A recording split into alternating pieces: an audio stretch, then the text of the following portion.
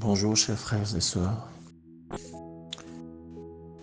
je bénis le Seigneur qui nous fait la grâce de pouvoir encore nous retrouver une fois de plus pour partager ensemble la parole du Seigneur.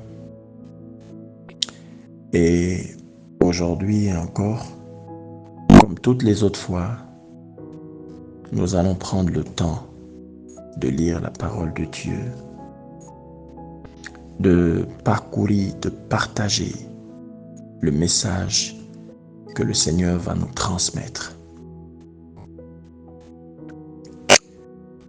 Donc aujourd'hui, nous allons faire quelque chose de particulier. C'est que nous allons commencer un nouveau chapitre qui va consister à décortiquer les écrits des apôtres. Je voudrais que nous puissions un instant fermer nos yeux pour présenter ces temps que nous allons prendre dans la parole de Dieu. Prions ensemble. Seigneur Jésus, nous te remercions de nous faire la grâce d'être encore là, à l'écoute dans la présence du Saint-Esprit. Nous voulons que tu sois au contrôle de tout ce que nous allons faire, Saint-Esprit. Nous te demandons de diriger ces moments, de conduire ces temps, de disposer nos cœurs à ta parole. Seigneur, de nous permettre de pouvoir appréhender et comprendre ce que tu as prévu pour nous à travers le message que nous allons partager. Nous te bénissons, nous te rendons gloire. À toi seul soit l'honneur et la gloire. Que toute personne se taise pour te laisser la place. Dans le nom de Jésus, dispose nos cœurs à l'écoute de ta parole. Amen. Bien, je remercie le Seigneur qui nous fait la grâce de pouvoir encore nous retrouver ici. Et sans plus tarder, nous allons partir dans le livre de Actes des Apôtres, le chapitre 2, à partir du verset 42. Voici ce qui est dit. Ils persévéraient dans l'enseignement des apôtres, dans la communion fraternelle, dans la fraction du pain et dans les prières. Alors ici, il est question de l'Église primitive. C'était le début de l'Église. La parole de Dieu prend le temps de nous dire que il persévérait dans l'enseignement des apôtres. Donc, il y a eu la Pentecôte. Et après la Pentecôte, l'Église a grandi. Et donc, des 120, ils se sont retrouvés à plus de 3000 personnes, pratiquement. Donc, l'Église avait grandi. Et donc, il fallait que tous les croyants soient instruits, enseignés selon ce que le Seigneur voulait qu'ils sachent, qu'ils découvrent concernant la personne de Jésus-Christ, concernant la personne du Saint-Esprit. Et donc, ceux qui avaient eu la tâche d'enseigner à toutes ces personnes-là les principes de la parole de Dieu, c'étaient les apôtres. Et la Bible nous dit qu'à cette époque-là, l'Église persévérait dans l'enseignement des apôtres, dans la communion fraternelle, dans la fraction du pain et dans les prières. Alléluia. Et c'est ce que nous allons faire. Alléluia. Car la parole de Dieu est la même hier, aujourd'hui et éternellement. Nous allons donc, nous aussi, rentrer et faire comme l'Église primitive. Nous allons persévérer dans l'enseignement des apôtres. Alléluia. C'est pourquoi nous allons partir dans un livre que j'aime beaucoup et que j'affectionne, qui est le livre de Corinthiens. Nous allons lire le livre de 1 Corinthiens pour commencer cette longue étude des épîtres, des enseignements des apôtres, afin de pouvoir grandir. Donc nous partons dans le livre de 1 Corinthiens au chapitre 5. Je vais lire.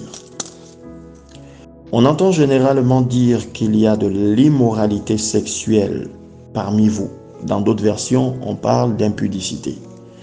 Donc, on entend généralement dire qu'il y a de l'immoralité sexuelle parmi vous. Et une immoralité telle qu'on ne la mentionne même pas chez les non-croyants. C'est au point que l'un de vous a pris la femme de son père. Et vous êtes enflé d'orgueil. Vous auriez dû plutôt prendre le deuil, de sorte que l'auteur de cet acte soit exclu du milieu de vous. Quant à moi, absent de corps, mais présent en esprit, j'ai déjà jugé l'auteur d'un tel acte, comme si j'étais présent. Quand vous vous rassemblez au nom de notre Seigneur Jésus-Christ, je serai avec vous en esprit, avec la puissance de notre Seigneur Jésus-Christ. Livrez un tel homme à Satan pour la destruction de la nature pécheresse, afin que l'esprit soit sauvé le jour du Seigneur Jésus. Vous n'avez vraiment pas de quoi être fier. Ne savez-vous pas qu'un peu de levain fait lever toute la pâte? Purifiez-vous du vieux levain, afin d'être une pâte nouvelle, puisque vous êtes sans levain. En effet, Christ, notre agneau pascal, a été sacrifié pour nous. Célébrons donc la fête non avec du vieux levain, le levain du mal et de la méchanceté, mais avec les pains sans levain de la pureté et de la vérité. Je vous ai écrit dans ma lettre de ne pas entretenir de relations avec ceux qui vivent dans l'immoralité sexuelle. Je ne parle pas d'une manière absolue des gens de ce monde qui vivent dans l'immoralité ou sont toujours désireux de posséder plus. Voleurs, idolâtres, autrement, il vous faudrait sortir du monde. En fait, ce que je vous ai écrit, c'est de ne pas entretenir de relations avec quelqu'un qui, tout en se disant votre frère, vit dans l'immoralité sexuelle, est toujours désireux de posséder plus, idolâtre, calomniateur, ivrogne ou voleur, de ne pas même manger avec un tel homme. Est-ce à moi en effet de juger les gens de l'extérieur? N'est-ce pas ceux de l'intérieur que vous devez juger? Les gens de l'extérieur, Dieu les jugera. Chassez le méchant du milieu de vous. Alléluia.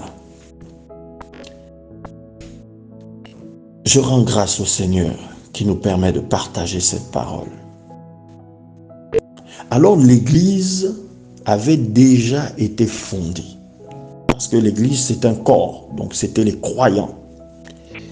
Et là, l'Église recevait l'enseignement sur la manière dont il fallait fonctionner au sein même de l'Église, sur la manière dont il fallait marcher pour pouvoir être agréable à Dieu et permettre qu'il y ait du sérieux au sein même de l'Église. Et ce qui s'est passé, c'est que l'église de Corinthe était une église particulière. C'est une église qui avait reçu la grâce d'avoir plusieurs dons du Seigneur. L'Esprit de Dieu se manifestait au sein de cette église de Corinthe. Alléluia. l'époque, il y avait plusieurs églises. Hein? Il y avait plusieurs églises. Il y avait l'église de Corinthe, l'église de Rome. Quand vous lisez un peu tout ce que les apôtres ont écrit, les différents livres, on se rend compte que les églises étaient un peu partout.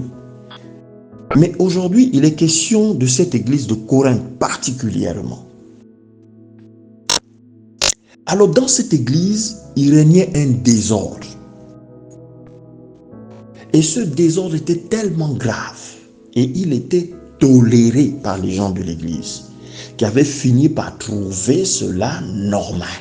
Alléluia. Mais nous savons que le Dieu que nous prions n'est pas un Dieu de désordre.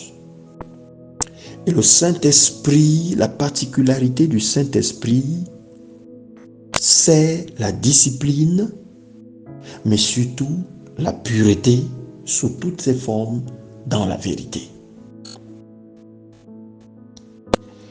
Alors, le Seigneur s'adresse à l'église de Corinthe. Et il dit ceci. Il dit que vous avez atteint un niveau tellement grave dans l'église. À tel point que les gens peuvent coucher les femmes des gens comme ils veulent au sein de l'église. Vous trouvez ça normal. C'est au point où le fils de quelqu'un vient prendre la femme de son père. Ils sont tous dans l'église. Les gens sont au courant de ça. Et puis on tolère ça. Alléluia. Je rends grâce à Dieu. Arrêtons-nous un instant. Vous voyez,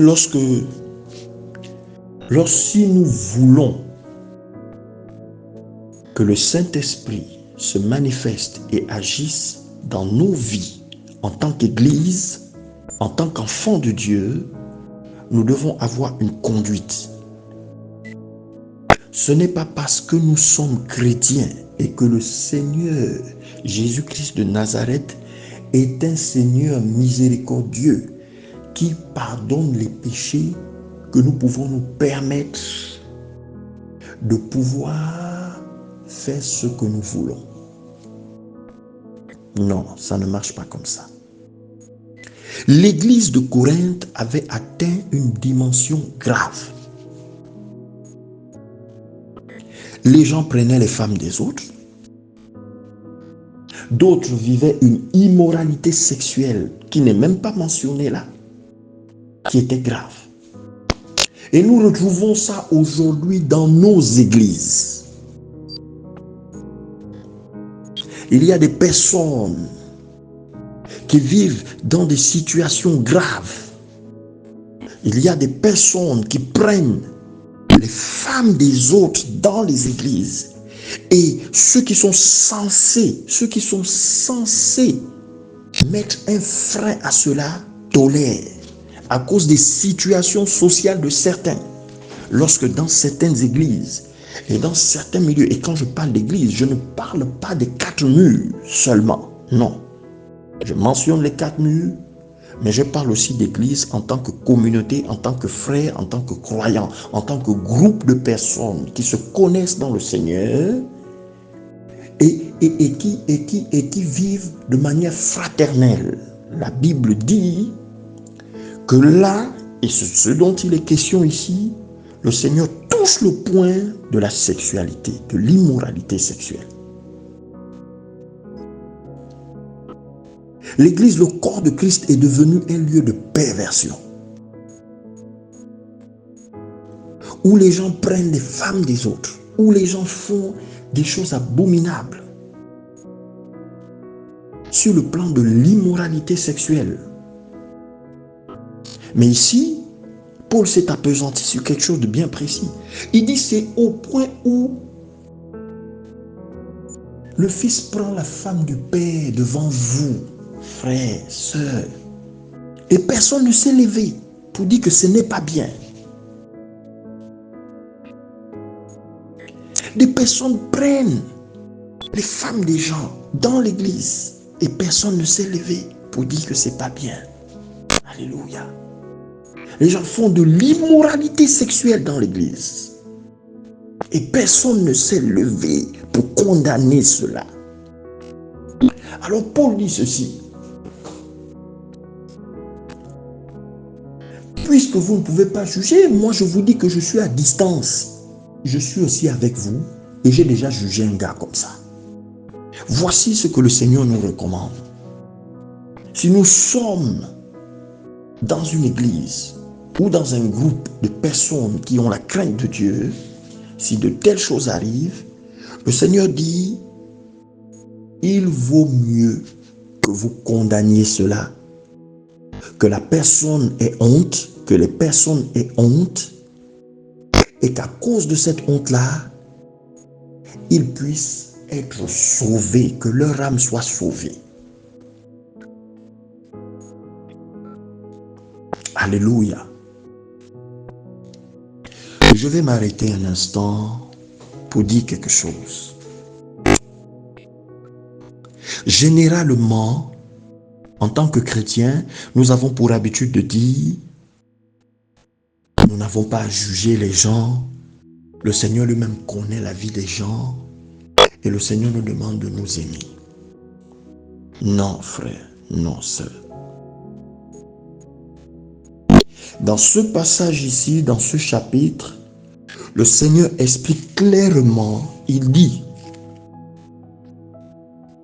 et c'est Paul qui parle, il dit ceci, il dit, qu'ai-je à juger les gens du dehors? Il cite l'immoralité dont il est question. Il dit ceci, lisons le verset s'il vous plaît. Verset 9, chapitre 5 de 1 Corinthiens, verset 9. Je vous ai écrit dans ma lettre de ne pas entretenir de relations avec ceux qui vivent dans l'immoralité sexuelle. Donc, le Seigneur nous dit clairement de ne pas entretenir de relations avec les gens qui sont comme ça. Ceux qui prennent les femmes des autres, qui vivent dans l'immoralité sexuelle au milieu de nous, il dit non, vous les mettez dehors et vous n'entretenez pas de relations avec eux. Ça, c'est la première chose. Vous voyez, direct, le Seigneur ne dit pas pardonner et si, non. Il dit, il y a les niveaux et les niveaux. Quand quelqu'un va prendre la femme de quelqu'un, quand quelqu'un va prendre la femme de son père, on ne réfléchit pas. Il faut carrément l'éviter. Il faut vous retirer. On parle d'immoralité sexuelle, mais pas que.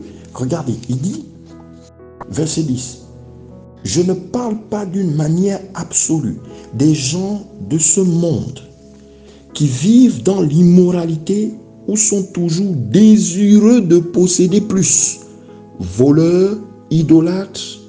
Autrement, il vous faudrait sortir du monde. En fait, verset 11, ce que je vous ai écrit, c'est de ne pas entretenir de relations avec quelqu'un qui, tout en se disant votre frère, vit dans l'immoralité sexuelle, est toujours désireux de posséder plus. Il a toujours la soif de posséder plus. Idolâtre, il pratique l'idolâtrie, il est calomniateur, ivrogne ou voleur, de ne pas même manger avec un tel homme. Bien, je reviens. Le Seigneur dit de ne pas rester avec un frère. Il ne parle pas des non-croyants. Les non-croyants, il dit, si je vous dis de ne pas être avec les non-croyants qui sont pervers, qui vivent dans l'immoralité sexuelle, il faudrait que vous sortiez du monde. Il ne s'agit pas de cela. Il dit, mais je vous dis de ne pas rester, même pas manger avec un frère, un gars qui dit, il est frère, un frère qui vit dans l'immoralité sexuelle, premièrement. Deuxièmement, qui est toujours désireux de posséder plus. Quand vous voyez un frère son ambition, la seule ambition qu'il a, qui le possède, c'est d'avoir beaucoup d'argent, c'est de toujours être, je ne sais pas, il veut toujours posséder, gagner. Et il y en a, et on a atteint un tel niveau aujourd'hui qu'on a même des frères qui prêchent sur ça. On a des gens qui prêchent sur ça. C'est-à-dire que l'ambition du matériel, l'ambition de tout ce qui est seulement physique, matériel, l'argent, les titres, les machins, oui, on prêche même dessus et les frères se consolent dedans. Alors que la cupidité a pris la place de l'amour, a pris la place de la compassion. L'immoralité est rentrée dans les gens et les gens, pour justifier ça, puisque les gens sont devenus corrompus dans l'église, beaucoup d'églises possèdent de tels individus, puisque les gens sont devenus comme ça, pour justifier ça, ils disent, bon, le Seigneur, il a dit, je suis à la tête, jamais à la queue. Nous sommes à la tête et jamais à la queue. Frère, le Seigneur a dit qu'il a en horreur le péché. Il faut faire attention. Même si le Seigneur est compatissant, même si nous vivons, nous sommes tous pécheurs, mais nous devons nous battre pour ne pas nous laisser dominer par ça. Et c'est le Seigneur que nous devons appeler toujours au secours pour nous aider, frère. Et nous devons nous traiter durement notre corps pour ne pas céder à de telles choses. Donc le Seigneur, il vient, il dit qu'il ne faut même pas manger avec un frère qui vit dans l'immoralité sexuelle, qui est toujours désireux de posséder plus, frère, qui est idolâtre. Alléluia. Il y a des personnes idolâtres, il y a des frères idolâtres, il y a des sœurs idolâtres. La Bible dit de tels frères qui sont désireux, qui vivent dans l'immoralité sexuelle, qui sont désireux de posséder plus, idolâtres, calomniateurs, les frères qui aiment beaucoup et les sœurs qui aiment beaucoup critiquer, qui passent le temps à critiquer, à calomnier. Il va encore plus loin. Il dit qu'ils sont ivrognes. Donc il y a des choses à proscrire quand on est déjà croyant. Un frère qui pratique l'immoralité sexuelle, qui prend la femme de l'autre, sans remords. Frère, sans remords. Non, il a trouvé, lui, il arrive à l'église, c'est pour regarder les sœurs, les femmes des gens, et ainsi de suite. Et le Seigneur condamne.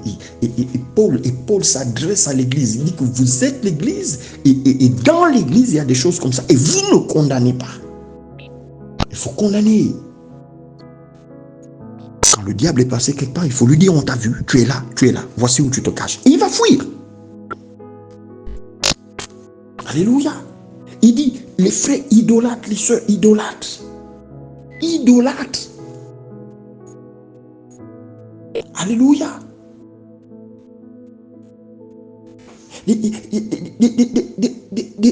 Des frères et des sœurs calomniateurs, calomniatrices.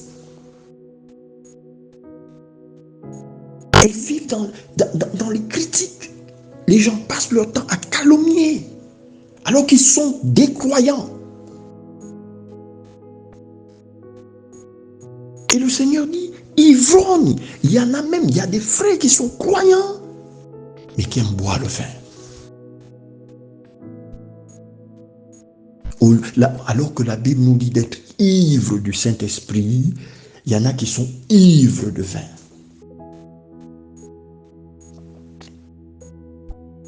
Voyez, le Seigneur enseigne bien ces choses. Il dit ivre, mais il va encore plus loin. Il dit ou voleur. Des frères qui sont voleurs, des sœurs qui sont voleuses. Tu arrives dans l'église où là vous vous retrouvez en groupe, c'est toi qui envies l'autre. Tu veux prendre ce qui est à l'autre. Nous voulons voler ce qui est aux autres. Le Seigneur dit, dès qu'on a repéré ça, il faut l'exposer. Pour sauver l'âme de la personne, sauvons l'âme de la sœur, sauvons l'âme du frère, en exposant ces personnes. Voilà ce que le Seigneur dit. Et il continue en disant,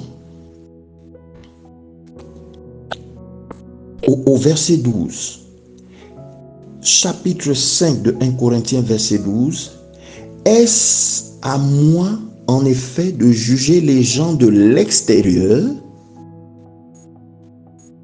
N'est-ce pas ceux de l'intérieur que vous devez juger? Les gens de l'extérieur, Dieu les jugera. Chassez le méchant du milieu de vous. La Bible dit que des frères et des sœurs qui ont un tel comportement, voici comment la Bible les décrit. La Bible les décrit comme des méchants. Or, le méchant, c'est le malin, c'est le diable. Donc, il le décrit un peu comme des personnes qui ont la nature de l'adversaire. Alléluia. Bien sûr, puisque le diable, il ne vient que pour diviser, voler, égorger. Alléluia. Lorsqu'on a affaire à des personnes qui vivent dans l'immoralité sexuelle, qui volent les femmes des gens, mais c'est tuer les frères. Lorsqu'on a affaire à des personnes qui calomnient, il y a des scandales, des gens qui vont raconter des choses sur les frères, sur les autres, des choses fausses. Alléluia. Ça détruit au sein même de l'Église, au sein même du corps de Christ, des croyants qui réagissent comme ça. Et le Seigneur dit ici que dès que vous avez affaire à de telles personnes, écartez-vous d'eux. Ne mangez même plus avec ces personnes. Parce que le Seigneur dit que la semence du diable est en eux. Évidemment, puisqu'ils sont dans la maison du Seigneur, et que malgré les prières, et malgré le fait de voir les manifestations du Seigneur, ils ont pris goût, et ils ont pris véritablement racine dans le mal. Ils se sont enracinés dans le mal. Ils n'ont plus de conscience, frère. Ça ne leur fait rien, les alléluia, amen, les Dieu m'a touché, c'est pas leur problème. Tout ce qui leur intéresse, la Bible nous le dit, c'est de faire quoi? C'est de posséder plus. Ils veulent même prendre ce que certains ont. Ils envient. Alléluia.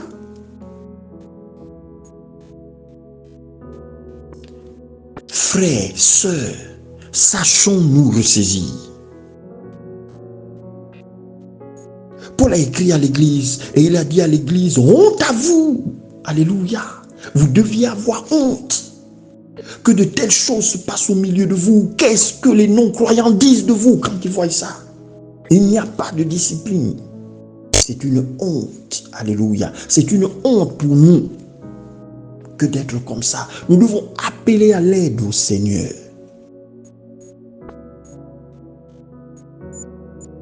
Il dit, des gens qui commettent de telles choses, moi je les ai déjà jugés. Oui, frère. Nous n'avons pas besoin de juger ceux du dehors, mais c'est ceux du dedans que nous jugeons. Parce que si tu es dedans, tu es censé connaître la parole. Oui, nous sommes frères et on se juge entre nous à cause de la loi du Seigneur qui nous est donnée dans l'église. Il dit, de telles personnes sont méchantes. Ne mangez même pas avec elles. Exposez-les et mettez-les dehors pour sauver leur âme. Alléluia. Alléluia. Je bénis le Seigneur. Je rends gloire à Dieu.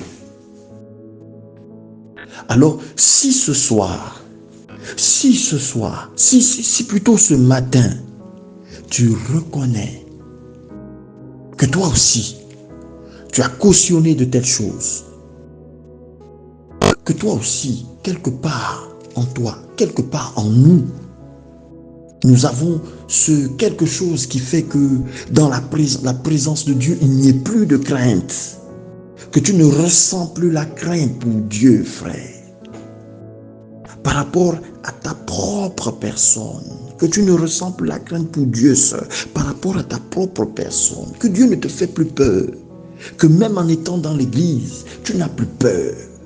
Tu n'as plus peur de calomnier. Tu n'as plus peur de vivre dans l'immoralité sexuelle.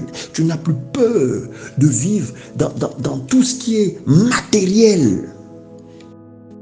Nous sommes devenus matérialistes. Alléluia. Au lieu que nous soyons l'exemple pour le monde, alors que le monde est en train de perdre les valeurs, c'est nous qui sommes maintenant colonisés par le monde. Honte à nous. Alléluia. Honte à nous, parce que l'Esprit nous a choisis. L'Esprit, le Seigneur est venu vers nous. Le Seigneur t'a changé. Et si tu fais partie de ces personnes-là qui se reconnaissent comme ayant encore ces soucis-là, comme ayant ce problème, si tu sais que tu fais partie de ces personnes-là, si nous savons que nous faisons partie de ces personnes de l'Église qui n'ont plus la crainte de Dieu, frère, nous devons nous repentir. Nous devons nous repentir et regarder au Seigneur à nouveau.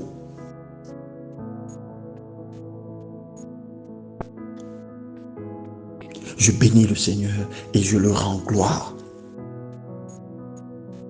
pour ce message qu'il nous a donné aujourd'hui, frère.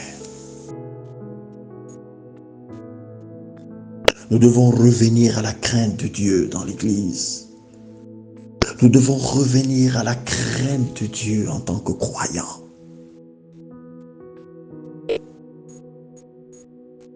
Tu as péché la première fois. Rien ne s'est passé. Personne ne t'a vu. Personne n'a su. Le Seigneur te regarde. Arrête-toi un instant. Dis, Seigneur, je suis tombé. J'ai eu ce problème-là. J'ai fait ça, j'ai fait ça, j'ai fait ceci et je suis allé trop loin. Jusque-là, personne ne m'a vu. Ou peut-être on m'a vu, mais comme les gens aussi sont corrompus, ils ont laissé tomber l'affaire. Frère, attention, sœur, attention. Parce que tant que tu resteras là-dedans, tôt ou tard, Satan t'exposera. Il va te lyncher au moment opportun. Dès qu'il aura une bonne occasion, il frappera sur toi et tu seras exposé. Tu seras exposé. Et le jour où tu seras exposé, ce sera tellement grave. C'est pourquoi ce jour, le Seigneur nous interpelle tous. Revenons à la crainte du Seigneur dans l'Église. Revenons à la crainte de Dieu. Il s'est adressé à l'église de Corinthe et il a dit, vous cautionnez trop l'immoralité sexuelle au milieu de vous. Il y a trop de saleté dans mon corps. Le Seigneur est saint, même si nous sommes pécheurs. Mais ayons la crainte dans la maison du Seigneur. Ayons la crainte au milieu des frères et des sœurs. Ayons la crainte car nous sommes le temple du Saint-Esprit.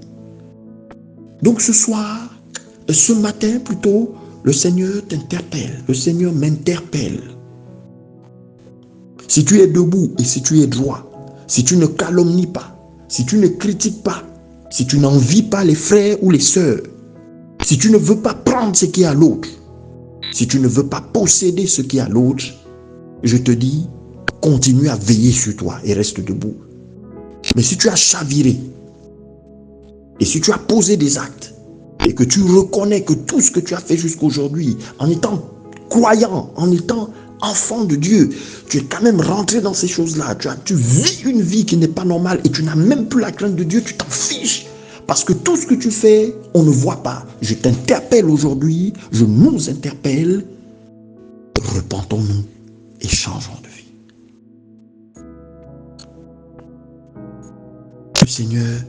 Le Seigneur est amour. Et ce qu'il désire plus que tout, c'est que si tu as déjà commencé à t'enfoncer, Frère, il te dit aujourd'hui, je te tends la main. Tu avais peut-être été déçu. Peut-être que la première fois que tu es tombé, peut-être que quand tu as eu ces problèmes, peut-être que quand tu as commis de tel ou tel acte, personne ne t'a écouté. Mais Jésus te dit aujourd'hui qu'il te voit et qu'il te connaît et il se rappelle de qui tu étais, qui tu as toujours été. Aujourd'hui, tu es là au milieu des croyants, mais en vérité, tu as lâché depuis. Il te dit aujourd'hui que c'est lui qui compte. Reviens vers lui. Et repars avec de nouvelles idées. Repars sur un nouvel élan avec le Seigneur. Je rends gloire à Dieu pour ce message qu'il nous a donné aujourd'hui. Et je vais prier maintenant pour la fin. Seigneur, je te rends gloire et je te bénis, Seigneur, pour ce message que tu nous donnes aujourd'hui, Seigneur. Oui, Père, nous voulons être cette église sans tache ni ride que tu viendras chercher, Seigneur. Nous ne voulons pas, Seigneur mon Dieu, être cette église, Seigneur, qui vit dans l'immoralité sexuelle, sans remords, Seigneur, qui vit dans un désordre absolu, sans remords, Seigneur, qui vit sans la crainte de ton nom. Nous ne voulons pas être cette église qui calomnie, cette église, Seigneur, qui critique les frères, qui envie les frères et sœurs, Seigneur, qui veut posséder ce que les autres ont. Cette église, Seigneur, qui est toujours désireuse de posséder le matériel et toujours et encore insatisfaite, c'est toujours, Père éternel Dieu, nous voulons être plutôt cette église, Seigneur, qui marche dans la pureté et la sanctification, dans la sainteté, Seigneur. Cette église qui prépare ton retour. Cette église, Seigneur, mon Dieu, mon roi, qui est le sel du monde. Cette église qui est le canal par lequel le royaume des cieux descend sur la terre, Seigneur. Nous voulons être cette église-là. Mais Père, nous avons besoin de toi. C'est pourquoi, Père, ce matin, je te demande encore d'étendre ta main sur chacun de tes enfants, Seigneur, et que la parole que tu as donnée ce soir puisse porter ce matin, puisse porter du fruit, Seigneur, et transformer les cœurs dans le nom de Jésus.